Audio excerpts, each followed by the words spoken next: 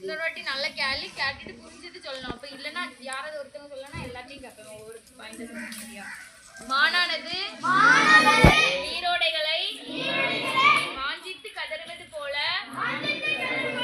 தேவனே என் ஆத்துமா உம்மை வாஞ்சித்து கதறுகிறது. சொல்லு பாப்போம்.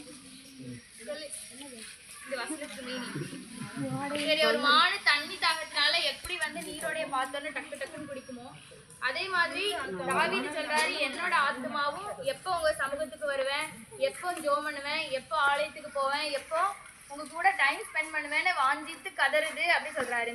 சரியா? அதான் திருப்பி ஒரு வாட்டி சொல்லு. மானானது நீரோடைகளை வாஞ்சித்து கதறுவது போல